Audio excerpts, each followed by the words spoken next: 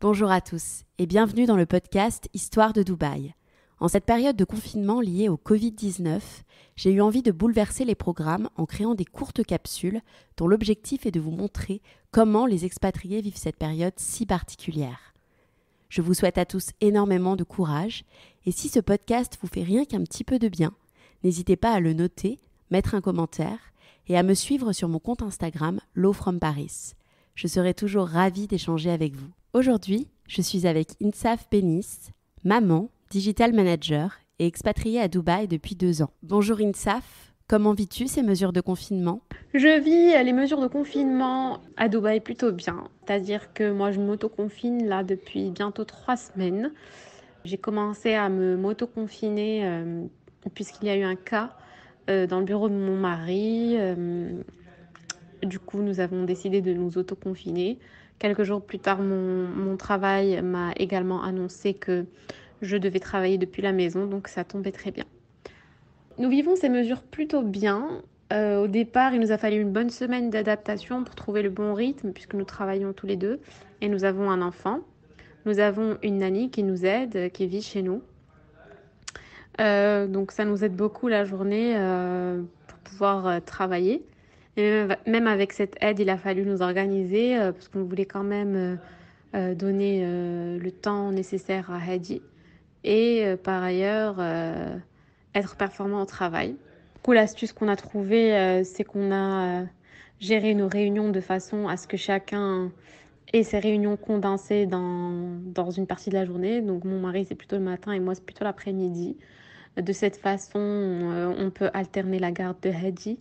Et voilà, faire en sorte qu'il passe quand même un maximum de temps avec nous et qu'il ait l'attention dont il a besoin. Surtout qu'il ne peut plus aller du coup dans des parcs, qu'il ne peut plus rencontrer d'enfants. Donc voilà, nous essayons de combler le manque qu'il a, on va dire, du mieux possible. Cette première semaine, du coup, a été vraiment celle de l'adaptation. Chacun a essayé de retrouver ses marques. Et surtout, nous avons essayé de lui instaurer un rythme, que ce soit au niveau des repas, au niveau des siestes, etc., qui soit cohérent, en fait, avec le confinement. Très heureux de nous retrouver ensemble, de profiter des petites choses simples, faire les repas ensemble, cuisiner, faire beaucoup de sport, puis surtout voilà, se retrouver tous les trois, puisque en temps normal, mon mari travaille en Arabie Saoudite. Donc voilà, ce temps passé ensemble est précieux.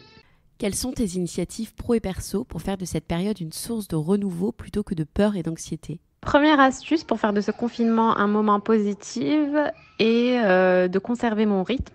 Donc je me lève tôt le matin, je fais mon sport, mon yoga, je me prépare, je me change.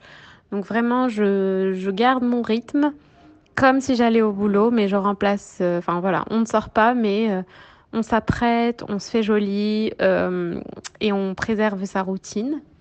Ensuite, la deuxième chose que je fais, c'est que nous avons instauré les repas en famille. Donc on s'impose des pauses déjeuner, dîner et petit déjeuner. Donc c'est des pauses qui nous font beaucoup de bien et qui permettent de faire un break et de délimiter justement les moments de travail et les moments personnels.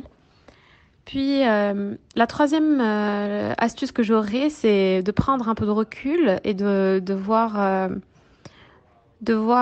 la big picture, comme on dit en anglais.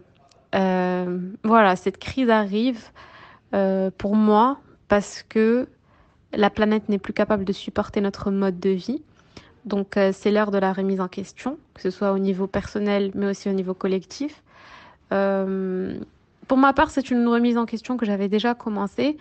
Et voilà, ça m'a fait prendre conscience encore plus des enjeux écologiques, notre façon de consommer, et puis surtout l'importance de l'essentiel, des choses simples, et de l'importance de l'équilibre vie pro, vie perso. Donc voilà, au lieu de voir les choses d'un côté négatif, j'essaye de positiver, de profiter de ce temps, de cette occasion un peu inédite qui se représentera finalement plus jamais, tout en bien évidemment respectant le confinement, les mesures barrières et en faisant un véritable travail de prise de conscience auprès de mes proches et auprès de ma communauté sur Instagram. Comment gères-tu le fait d'être loin de ta famille pendant cette crise ?